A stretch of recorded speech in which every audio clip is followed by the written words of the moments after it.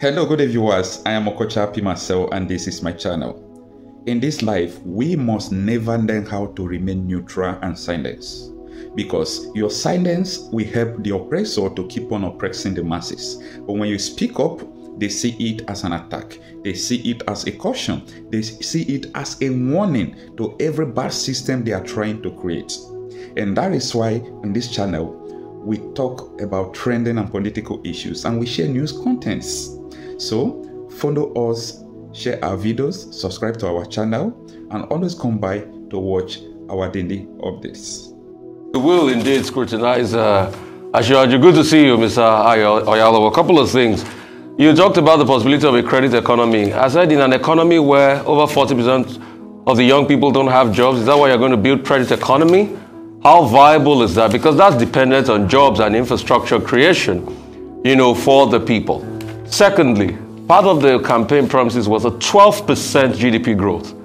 And I am really concerned about that. Personally, I think it's almost impossible because as of today, we are not even growing 5-6%. And we're talking 12% economic growth. Talk to me about that. And how should I trust this administration, incoming administration, on job creation when this same APC told us they were going to create 3 to 4 million jobs, but they failed woefully on it and people lost more jobs in the country? An unemployment rate that was pegged at less than 15% a couple of years ago has snowballed into over 40%. And in 4 quarters, as we speak today, the Bureau of Statistics have not released job numbers. And I dare them to release it because those numbers are abysmal.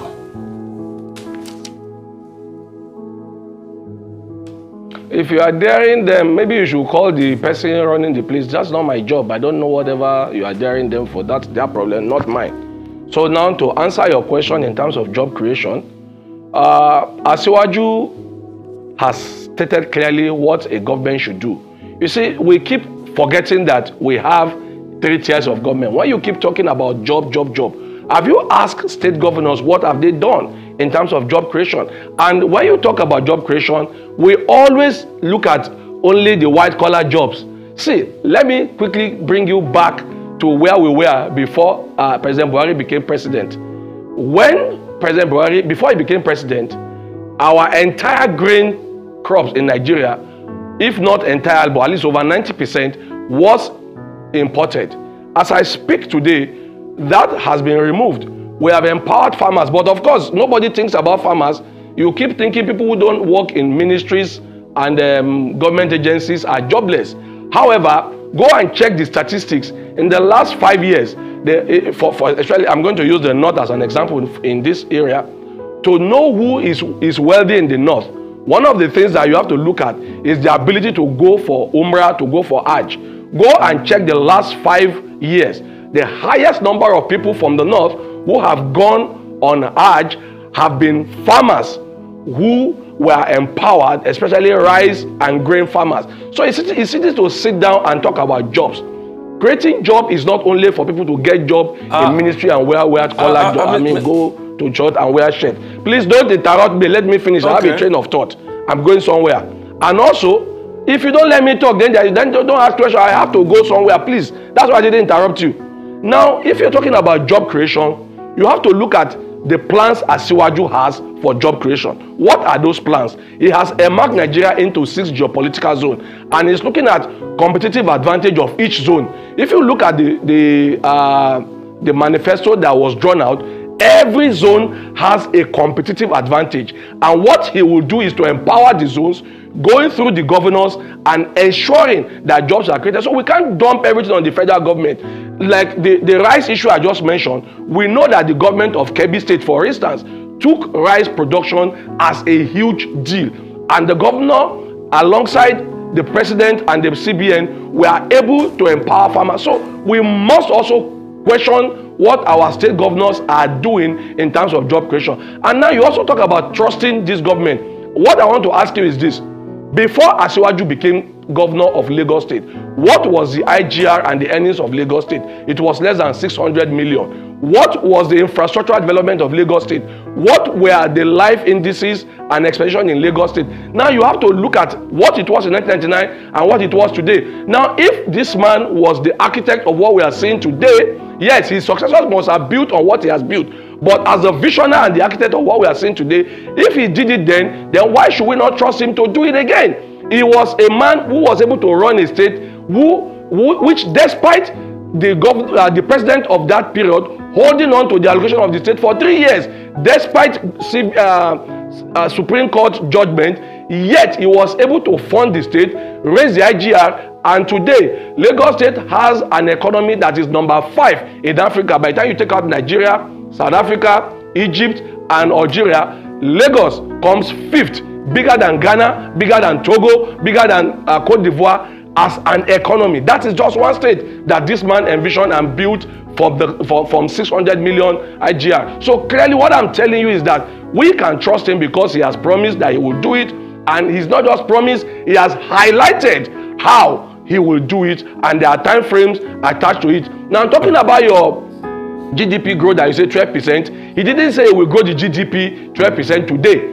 but what he said is that cumulatively over time, everything was stated. He gave you the number of years. By the first year it will be this, by the next year, and if you check the current release by the World Bank, Nigeria has already been marked to grow 3.2, which was about number 2 or number 3 on that list. Looking at world, because you cannot isolate Nigeria from what is going on in the world. But despite the turmoil in the world, Nigeria was marked to grow 3.2% based on the World Bank statistics. Okay, so my follow-up will be, are you saying that people going for Umrah and Hajj is a benchmark for wealth creation in the north or job creation? Because when you look at the statistics, the poverty indices say that there are more poor people in the northern part of Nigeria in the last 8 years than any time. Take, for instance, Sokoto, poverty rate inches up to the high numbers over 80%. So what is that benchmark all about?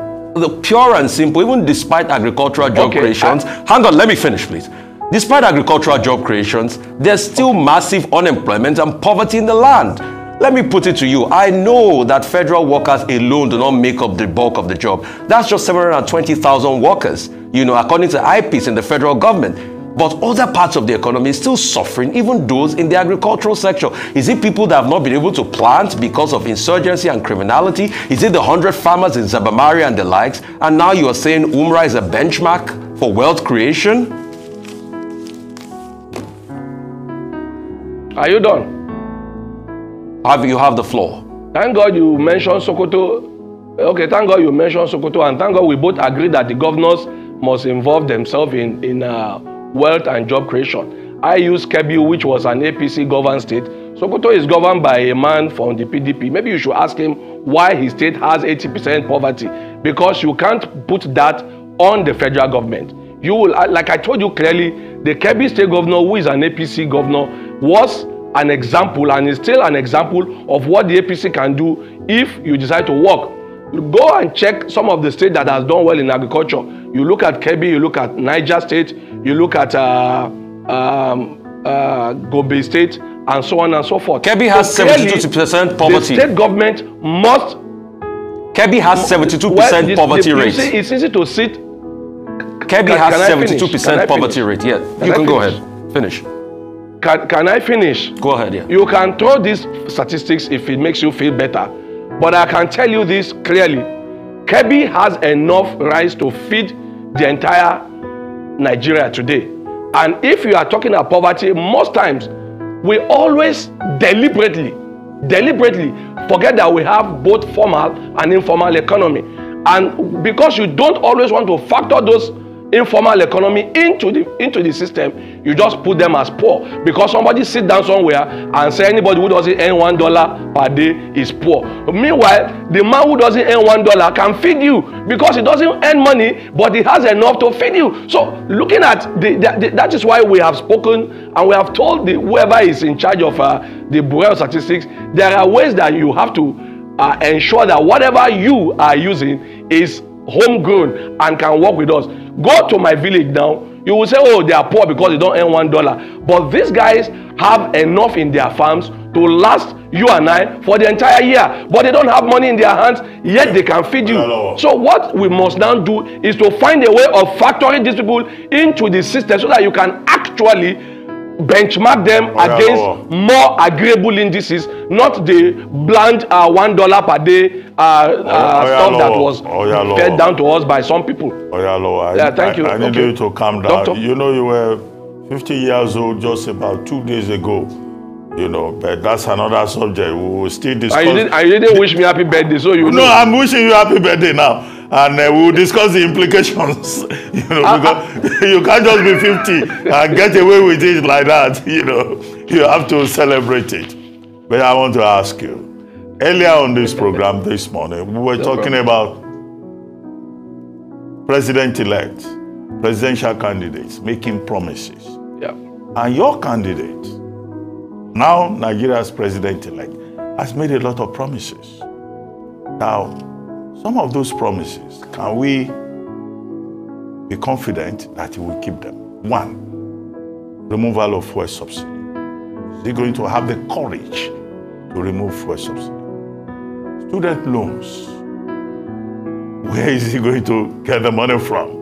APC promised student loans in 2015. Asiwaju Tinubu has done so again now in 2023. Where's the money going to come from?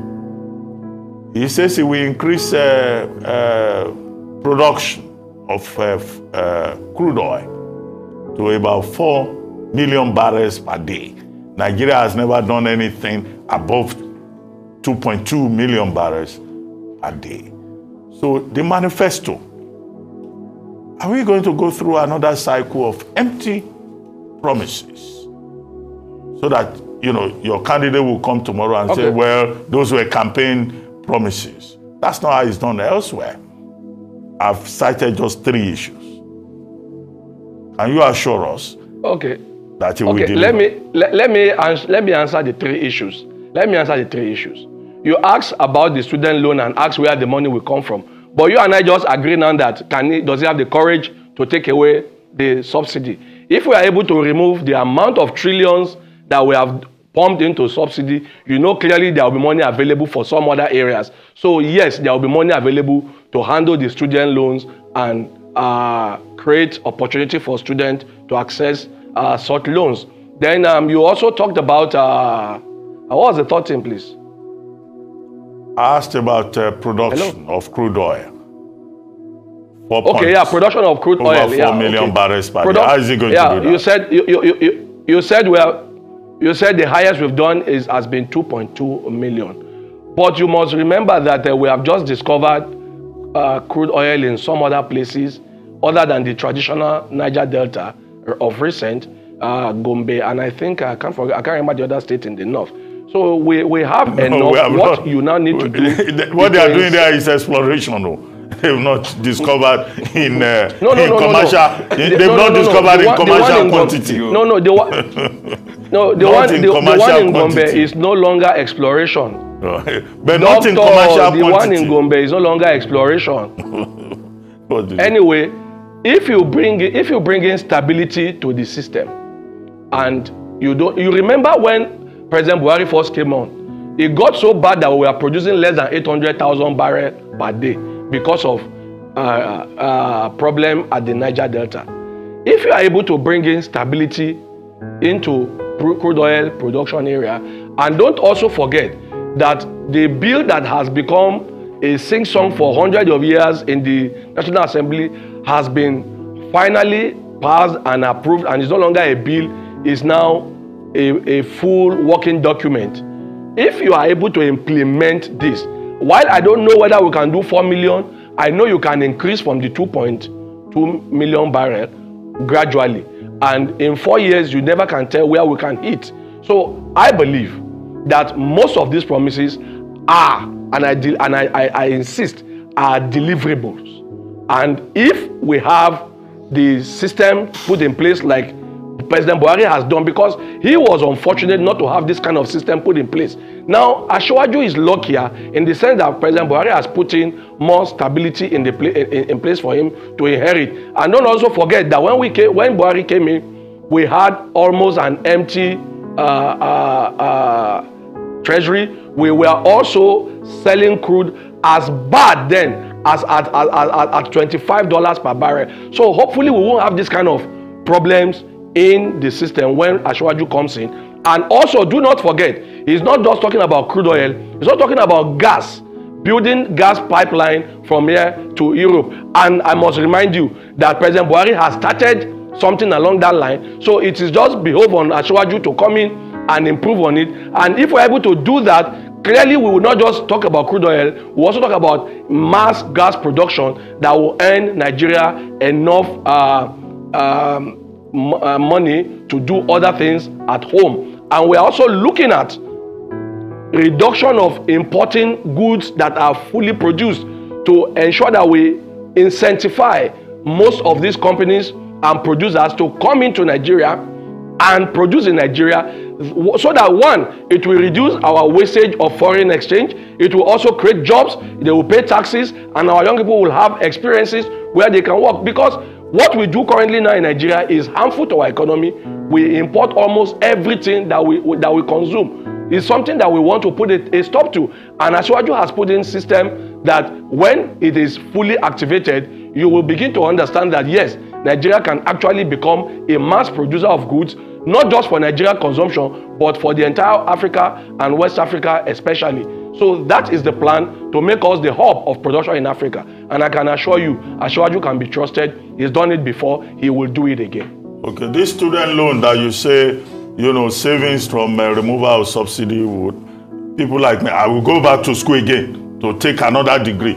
And I expect that you people will pay, will pay my fees. As long as you have as long as you are willing to pay back when you are done with your school. Why not? Why not? After your PhD, no, every Nigerian student now, we are looking forward to that student loan. Starting from when you people. Student loan should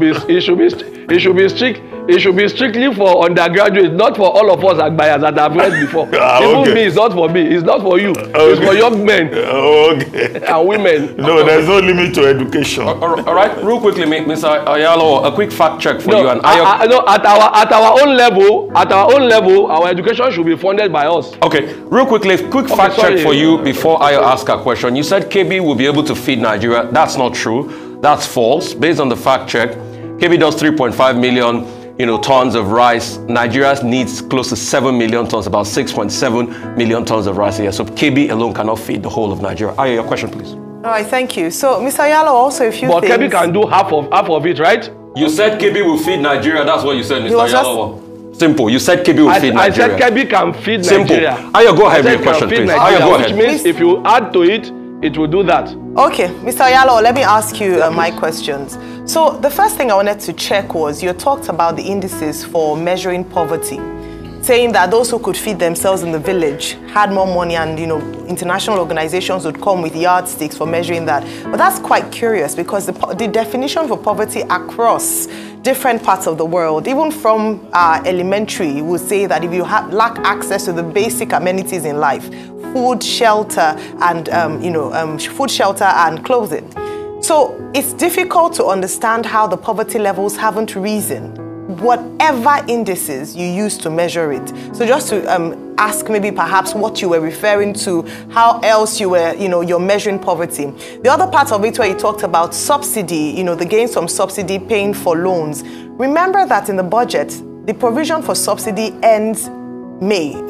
By June, we should be, that's how much the federal government has allocated to subsidy. So there's no money allocated that you are saving, because there's no money at all to even pay for subsidy beyond that. So it'd be quite interesting to find out where money is still going to come from. And finally, just wanted to ask you in terms of security. The number one thing on the manifesto of the president-elect was to tackle insecurity. Yesterday's Guardian front page had the generals who had failed Nigeria in terms of security, and big on there was our current president, Muhammadu Buhari, under your party, APC. Terrible handling of insecurity in the last 8 years. How would your principal, the president-elect, tackle insecurity?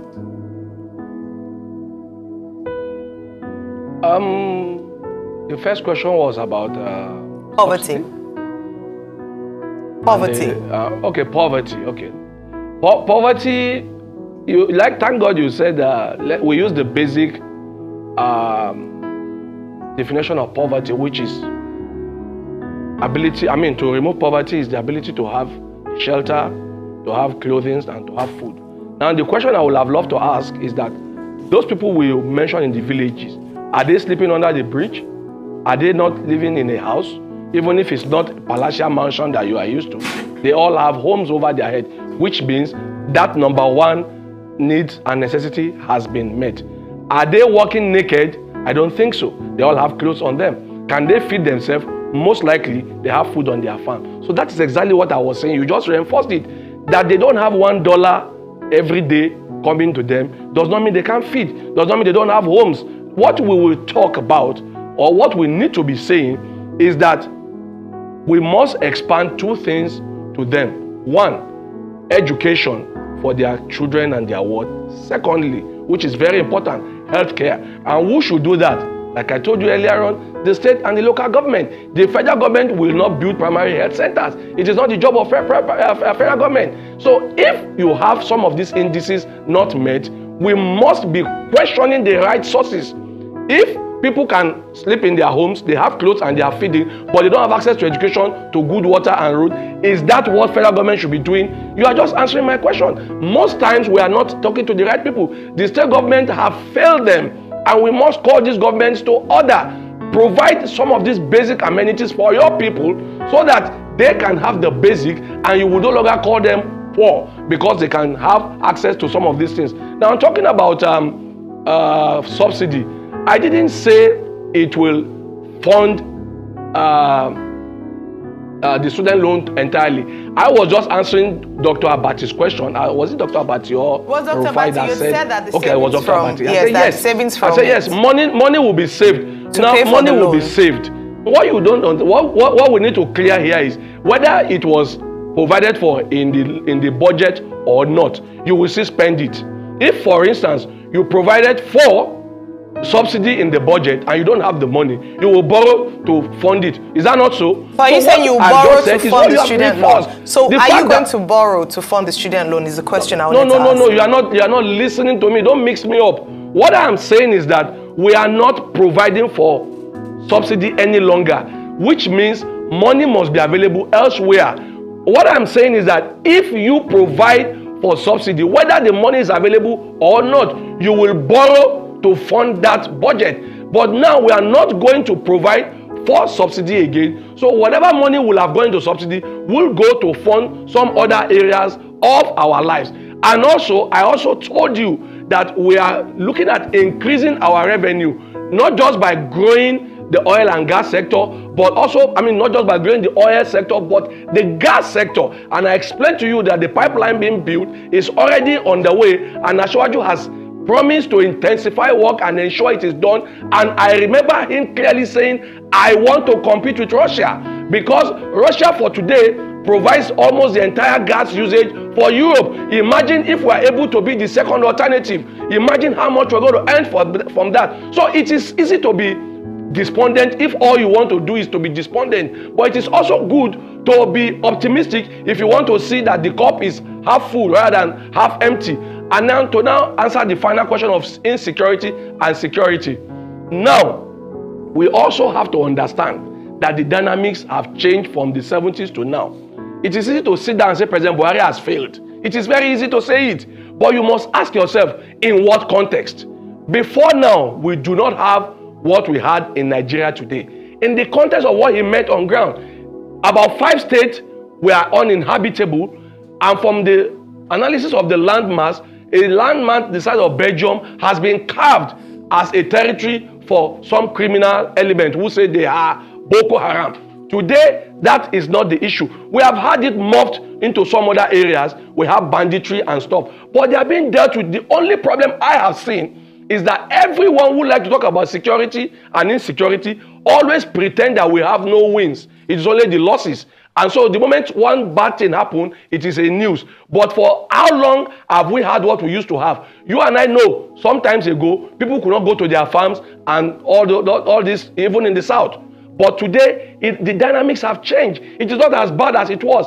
We will not win overnight. We will continue to win. Can you now say the American president have failed? Because as I speak to you today, they have had more gun deaths in the last 4 months than anybody has had anywhere in the world. Does it mean the president has failed? No. There are always going to be challenges. What you will ask yourself is, are we confronting it or are we running away from it? President Buhari has been the only man since 1999 that has invested more in military equipment and hardware than any other of his predecessors. So yes, we will continue to improve. We will have challenges, but we will... We are victims of bad political leadership. We are the victims of bad system of government. And for this reason, you must not remain silent. I must speak up and you must speak up. When you remain neutral to every bad political system, it helps the oppressor, not the victims who are the masses like me and you. And for that reason, we share news content, we talk realities out of trending and political issues on this channel.